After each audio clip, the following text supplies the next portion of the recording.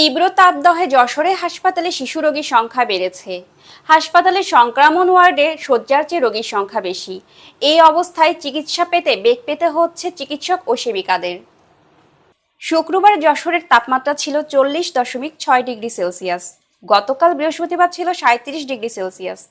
তীব্র গরমে অতিষ্ঠ সব বয়সের মানুষ। এই অবস্থায় হাসপাতালগুলোতে রোগীর সংখ্যা বেড়েছে। যশোর জেনারেল হাসপাতাল রোগীদের মধ্যে ডায়রিয়া, জ্বর ও শ্বাসকষ্টের রোগীর সংখ্যা বেশি। ডায়রিয়া ওয়ার্ডে 5টি শয্যার বিপরীতে রোগী ভর্তি রয়েছে 28 জন।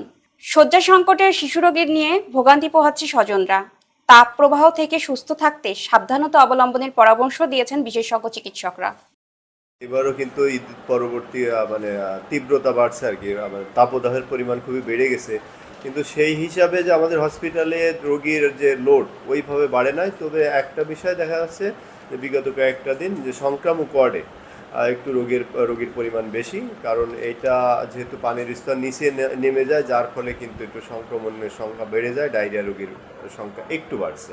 যেমন গতকাল ছিল সব মিলিয়ে শিশু এবং বয়স্ক 18 জন, আজকে সেটা কিন্তু 26 জন। আমরা পরামর্শ দিব আসলে, যেহেতু তীব্র তাপদাহ চলতেছে, তো স্বাভাবিকভাবে বিনা প্রয়োজনে যেন কেউ মানে বাইরে বের হয় না, এবং বাইরে যদি বের হয় অবশ্যই ছাতা ব্যবহার করবে। আর সবাই যেন তরল খাবার বেশি করে পান করে, বাইরের পচা বা বাসি খাবার দাবার যেগুলো আছে বা ফলমূল যেগুলো আছে সেগুলো পরিহার করতে হবে। আর যেগুলো মাতৃদুগ্ধ পান করা বাচ্চা যেগুলো আছে সেগুলো মায়ের কাছে রাখবে, এবং অবশ্যই ঘন ঘন মায়ের দুধ পান করাতে হবে।